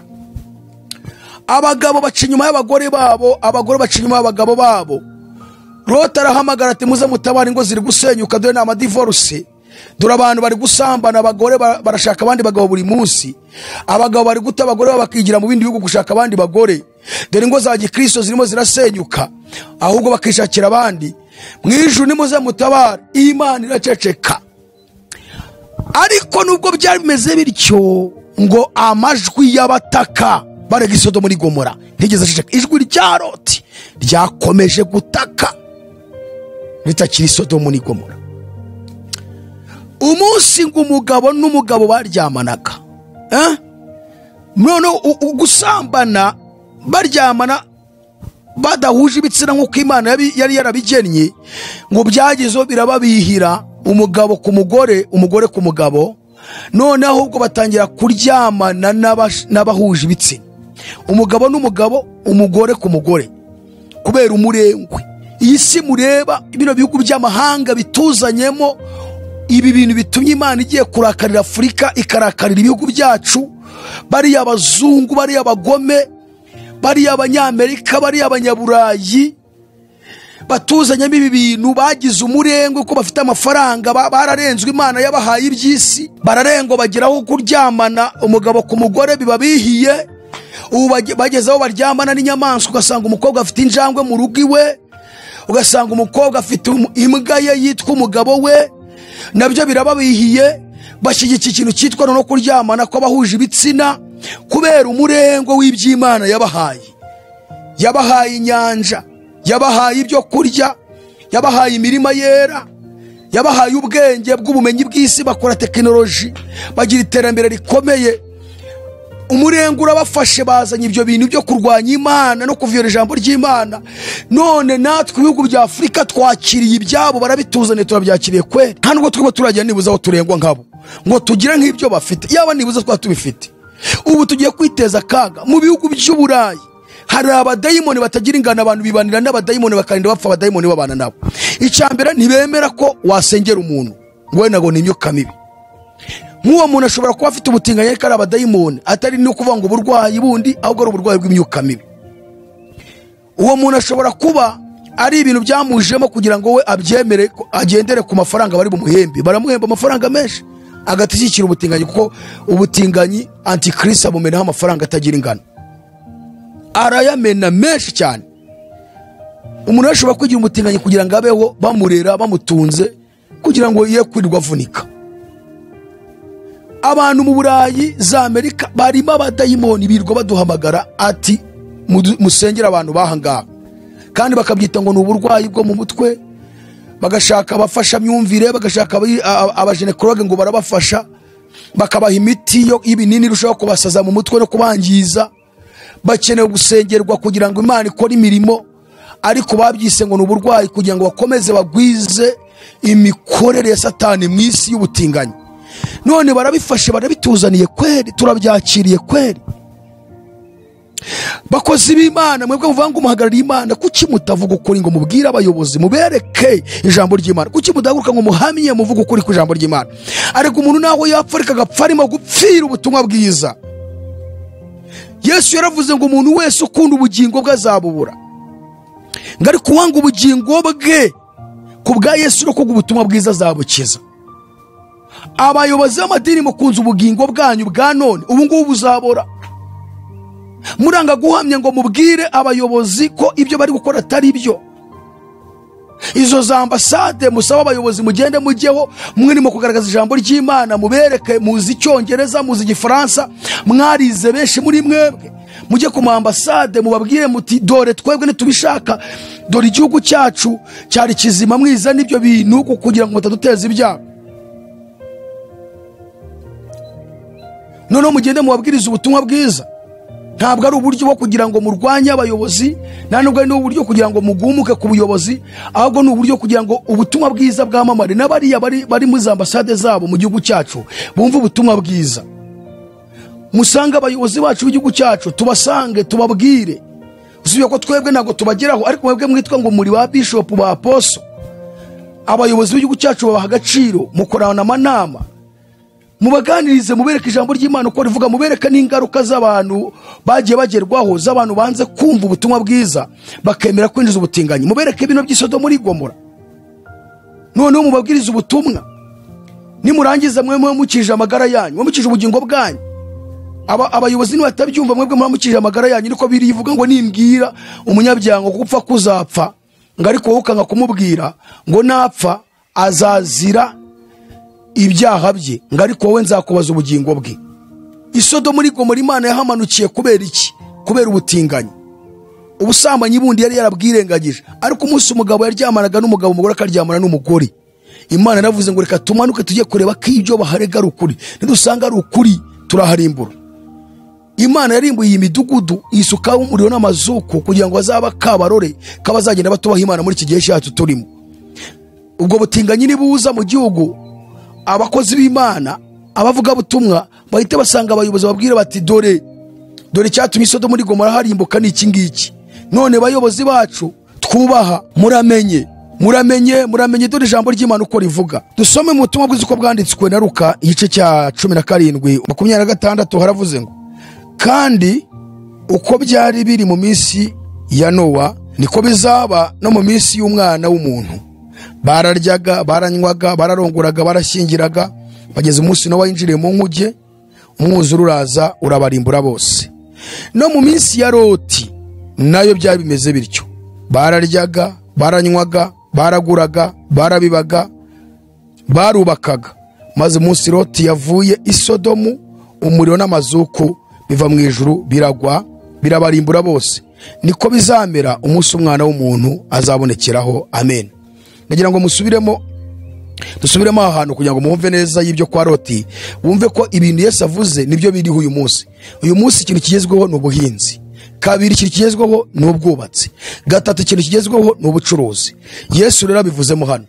Uyu murengwe w'ubuhinzi, ubwubatsi, ubucuruzi, abantu hirya no hino ku isi bamaze kurengwa, amafaranga barayabonye, baguwe neza.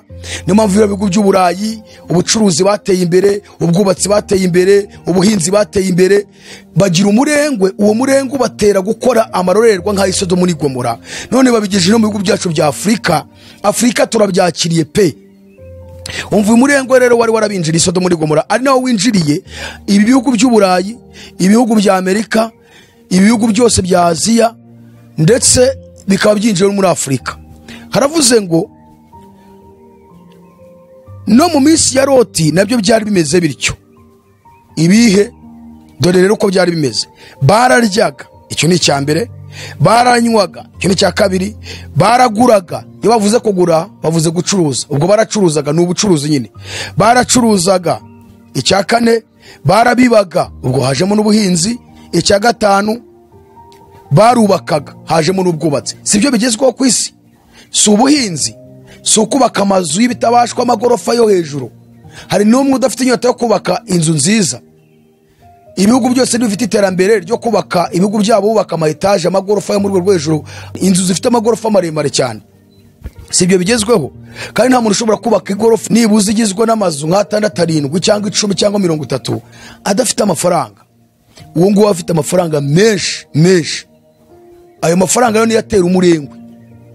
Imana iraje bamwiyabambure, abandi igiye kubakubita hasi, abandi bagiye gura n'ibibazo byinshi ko banze kumvira ubutumwa bwiza bw'Imana. Maze umunsi Loti yavuye Isodomu, umuriro n'amazuku biva mw'Ijuru biragwa birabarimbura bose. Niko bizamera umunsi Umwana w'umuntu azabonekeraho.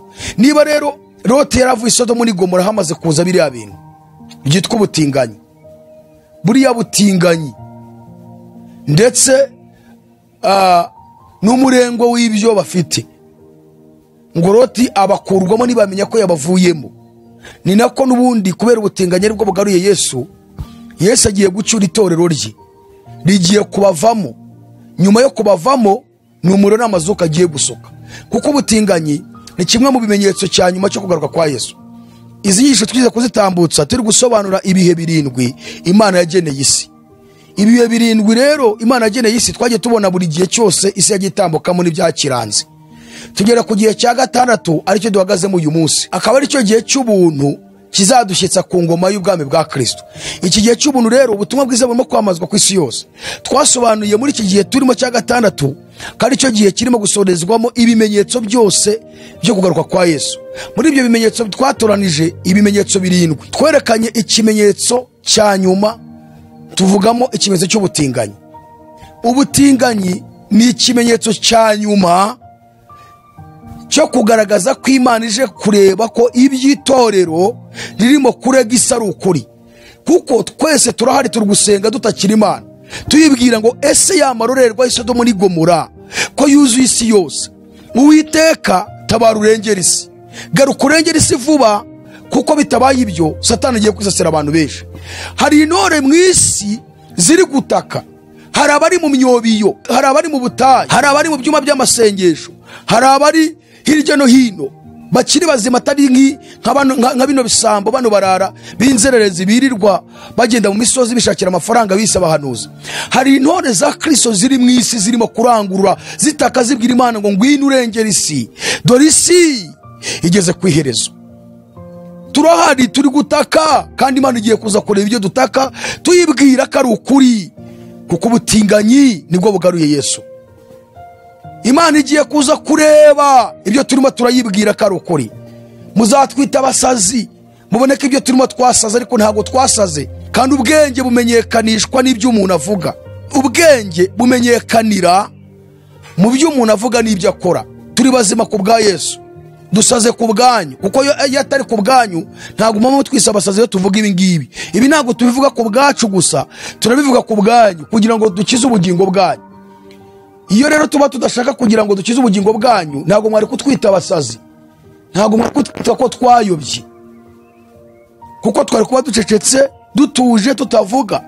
Ariko kubera ko dushaka gukiza ubugingo bwa benshi, turimo kubereka ukuri kw'ijambo ry'Imana, mutwisa abasazi kweri, mutwisa abayobe n'abavangirwa. Turirwa dusenga dutakira isi, dusengera isi, tuvuga ubutumwa bwiza ngo abantu babwumve bakire ubugingo bwabo buzarokoke butazarimbuka, benshi bakatwita abasazi. Imana igiye kuza kureba ko ibyo isi iri kuregwa ari ukuri, kandi abayirega turahari, turi kuregera Imana tuyibwira ngo reba ibiri gukorerwa mu isi. Ese abantu benshi ko tubona batandukiriye mu ijambo ryawe, kandi Imana iri kuvugana natwe bikomeye. Imana iri kutubwira, Imana irimo kutubwira bene data, iratubwira uburyo ije gutsemba isi. Urwandiko rwandikiwe Abaroma, mwumve ko Imana yo mpamvu yabaretse kugira ngo murusheho gukora ibibi, none mubone uko murimbuka, kuko mwanze gukunda ukuri ngo mukizwe. Niyo mpamvu Imana yabarekeye mu bibi byanyu, n'abandi mukaba mwarafunze imitima mutemera ubutumwa bwiza buvugwa bw'ubwami bw'Imana, ahubwo mugakunda iby'amadini ababwira aho kumva ubutumwa bwiza turimo turababwira. Kandi siko tubabwira, ni Yesu urimo uravuga. Ibi bintu urimo kumva wigeze ubyumva mu idini ry'iwanyu? Ese turi kubivuga tubikura ese muri Bibiliya? Singi igitabo pasiteri wawe yirwa gusomera katari yabikwigisha, bishop wawe iki gitabo si yakoresha katari yabikubwira, aposo wawe ibi katari yabikubwira, se iki gitabo akoresha imyaka umumaze imbere katari yabikwigisha. None se turi kuvuga iby'ahandi cyangwa turi kuvuga ibyo muri iyi Bibiliya? Tega amatwi wumve rero. Abaroma igice cya mbere umurongo wa 18 kugeza ku murongo wa 27 haravuze ngo umujinya w'Imana ushirwa uva mu ijuru ubyukirijwe ubugome no gukiranirwa by'abantu byose bashikamiza ukuri gukiranirwa kwabo. Umujinya w'Imana ushirwa uva mu ijuru, niko Bibiliya ivuze. Ubyukirijwe ubugome no gukiranirwa by'abantu byose bashikamiza ukuri gukiranirwa kwabo. Umurongo wa 19 kuko bigaragara ko bazi Imana, Imana akaba ari ubwayo yabayishuriye ubwo bwenge, kuko ibitaboneka byayo ari byo bubasha bwayo buhoraho n'ubumana bwayo bigaragara neza kuremwa kw'isi bigaragazwa n'ibyo yaremye, kugira ngo batagira icyo kwireguza. Kuko ubwo bamenye Imana batabibarije nk'Imana be no kwishima, maze bahinduka bibwira ibitagira umumaro, maze imitima yabo y'ibirima ari imicura umwijima, imitima yabo y'ibirima ari imicura umwijima, bise abanyabwenge bahinduka bapfu, maze ubwiza bw'Imana idapfa babuhindura ibishushanyo by'abantu bapfa, n'iby'ibiguruka, n'iby'ibigenza amaguru ane, n'iby'ibikururuka. Nicyo cyatumye Imana ibareka ngo bakurikize iby'imitima yabo irarikiye, bakore ibiteye isoni, bononana imibiri yabo, kuko baguranye ukuri kw'Imana gukurikiza ibinyoma, bakaramya ibyaremwe bakabikorera kubirutisha Imana rurema, ariyo ishimwe iteka ryose. Amen. 26 nicyo cyatumye Imana ibarekera kurarikira ibyonona, ndetse bigeza ubwo abagore babo bakoresha imibiri yabo uburyo bunyuranye n'ubwo yaremewe, kandi n'abagabo nuko bareka kugirira abagore iby'imibiri yabo yaremewe, bashyushywa no kurarikirana. Abagabo bagirirana n'abandi bagabo ibiteye isoni, bituma mu mibiri yabo bagarurirwa ingaruka mbi ikwiriye kuyoba kwabo. Kandi ubwo banze kumenya Imana, icyo cyatumye Imana ibareka ngo bagire imitima yabaye akahebwe, bakore ibidakwiriye. Twashaka kubabwira ngo ibi byose muri kubona biri mu Burayi bazanye muri Afurika, ibi byose by'ubutinganyi, ibyaha barimo gukora, abagore barimo gushakana n'inyamaswa, abagore bagashaka imbwa, bagashaka ipusi, abagabo bari gushyingiranwa n'amatungo, none bagezaho umugabo aryamana n'undi mugabo bagakorana ubukwe, umugore akaryamana n'undi mugore agakorana ubukwe.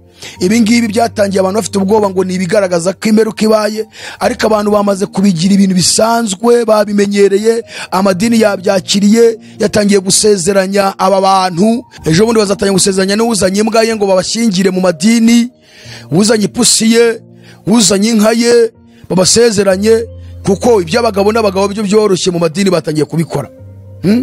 Ibi byose ngo ni Imana yabonye ko imitima yabo y'ibirimo ari imico z'umwijima, irabareka ngo bakomeze bononane imibiri yabo, ngo iyo mibiri yabo izagibwemo n'ingaruka zikwiriye ibyo bakoze. Nta kintu Imana yakora, yarabaretse. Igisigaye nuko igiye gusoka umujinya wayo.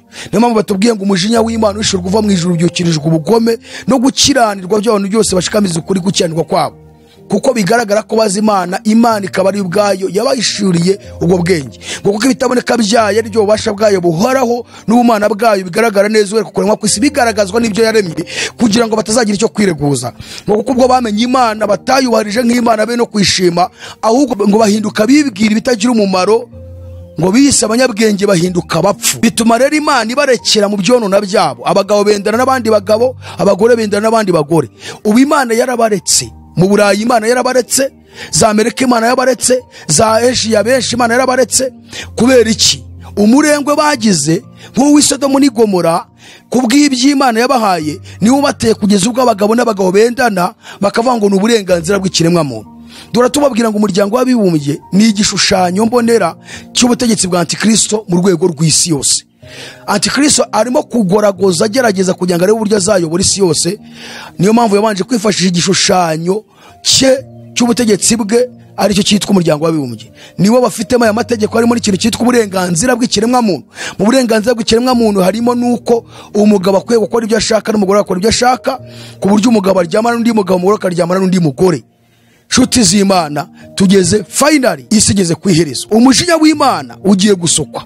Reka mbasomere message Imana yaduhaye niturangiza dusoze, hanyuma abashaka gukiza ubugingo bwabo, abanyamadini, yemwe bapasteri, bashumba, nimurangurure muvuga ubutumwa bwiza. Niba koko muzi ko mwari mwarahamagawe n'Imana, birashoboka ko mwagiye mu ntege nkeya, ariko ibi murimo kubona, mwabonye iwacu mu Rwanda ho izi za ambasade zose zazamuye amabendera.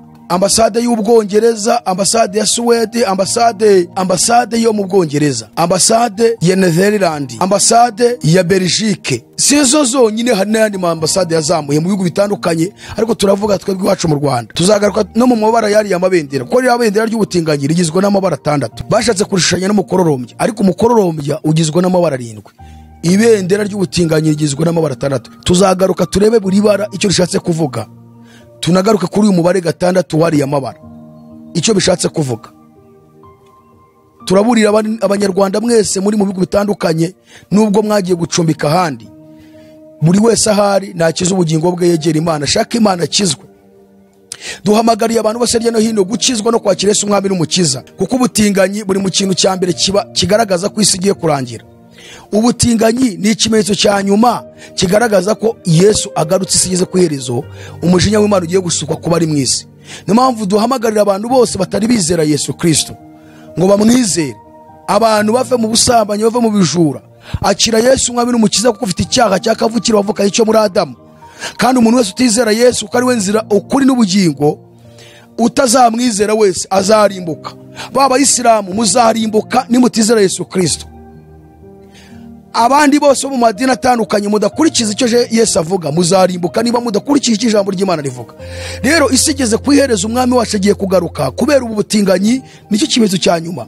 Umuriro n'amazuka Imana yasutse Sodomo n'Igomora niwe igiye gusuka muri iyi si, kuko iyi si duhagazemo muri iki gihe ubu niyo Sodomo na Gomora, kuko ibiyirimo birenze iby'Isodomo n'Igomora. Niba Imana ari muri Sodomo n'Igomora kubw'imidugudu ibiri gusa harimo ubutinganyi, none ubutinganyi bukaba bugeze ku isi yose, bikaba binemewe mu madini, ibirebana n'iyobokamana nabyo bikaba byakiriye ubutinganyi. Abategetsi b'ibihugu bakaba bamaze kubwakira, abayobozi b'amadini benshi bakaba bamaze kubwakira. Murumva none ubutinganyi bwogeye ku isi yose kurenza Sodomo n'Igomora, mu gihe yari imidugudu ibiri. Uyu munsi noneho mu bihugu birenga 150 bimaze kwinjirwamo n'ubutinganyi. None niba ari mu bihugu 150 n'iriya midugudu ibiri, murumva noneho tutagizeho bikomeye. Kiza ubugingo bwawe. Ni ubutumwa tugiye gutanga noneho rero ku banyarwanda bose n'igihugu cy'u Rwanda kubwo kuzamura aya mabendera y'ubutinganyi n'uburyo ubutinganyi noneho rero bwamaze kwakirwa neza, n'amadini nayo akaba agiye kwakira kubasezeranya, kuko mu Rwanda ho rwose twababwiye nyuma y'imyaka 2 ko amadini menshi mu Rwanda ya Gikristo arabasezeranya iki? Abatinganyi. Reka twumve rero message Imana iri guha abanyarwanda bose, abayobozi b'amadini ndetse n'ubuyobozi bw'igihugu cyacu. Reka dusome twumve. Turasoma igitabo cy'umuhanuzi Yesaya igice cya 24. Ni ubutumwa bureba abanyarwanda bunareba n'ibihugu byose byo ku isi. Haravuze ngo, turasoma duhere ku murongo wa mbere turageza ku murongo wa 15. Dore Uwiteka arahindura isi umwirare, arayiraza arayubika, atatanya abaturage bayo. Ibizaba kuri rubanda bizaba no ku mutambyi, ibizaba ku mugaragu bizaba no kuri shebuja, bizaba ku muja bizaba no kuri nyirabuja, bizaba ku muguzi bizaba no ku mutunzi, bizaba kuguriza abandi bizaba no kugurizwa, ibizaba kuguriza inyungu bizaba no kumwishyura. Isi izanyagwa ihinduka umwirare rwose, ku Uwiteka ari we uvuze iyo jambo. Igihugu kirarira kandi kibaye umuhonge, isi icitse intege ibaye umuhonge, abanyacyubahiro b'isi bacitse intege, kandi isi uhumanijwe n'abaturage bayo, kuko bishe amategeko bagahindura ibyategetswe, bakica isezerano ridakuka. Nicyo gituma umuvumo utsemba isi n'abayibamo bagatsindwa n'urubanza. Nicyo gitumye abaturage b'isi batwikwa hagasigara bake. Vino yihira irarira, uruzabibu rurarabye, ab'imitima iguwe neza bose barasuhuza umutima. Ibyishimo bitewe n'amashako birashize, urusaku rw'abanezerwa rurahoze, umunezero utewe n'inanga urashize. Ntibazanywa vino barira, ntibazanywa vino baririmba, ibisindisha bizasharira ababinywa. Umurwa uvurungana urasenyutse, amazu yose arakinze kugira ngo hatagira uwinjira. Bararirira mu miharuro kuko babuze vino, aho umunezero waruri arazimye. Ibyishimo byo mu gihugu birahebwe, mu murwa hasigaye amatongo, n'irembo riraridutse. Nuko abantu bo mw'isi bazamera nk'umutini unyeganyezwa, cyangwa nk'uko bahumba inzabibu. Iyi niyo message Imana ihaye abanyarwanda bose, igihugu cy'u Rwanda, ibindi bihugu bitandukanye byo ku isi. Uko tubisomye niko bigiye kuba muri buri bihugu byose bimaze kwakira ubutinganyi. Usubiremo nawe wisomere. Iyi niyo message Imana iduhaye ireba abari mu isi bose. Isi igeze finally. Kadusenge. Mana turagushimiye kubw'ubutumwa bwiza duhaye, habwe kuzo n'icyubahiro. Ubutumwa bwiza twumvise uduhaye reka butugire umumaro, kandi buri wese abasha gukiza amagara ye, kugira ngo atazarimburanwa n'umwanzi wateguriye umuriro utazima. Tubiyambaje twizeye mu izina rya Yesu, amen. Mana ibahe umugisha. Kiganiro nakagaruka. Shalom shalom. Azatujyana muri amazu meza yaduteguriye, nitugerayo tuzahora turiri, zaba kumwe na Eliya, zaba kumwe na Abrahamu, tuzahora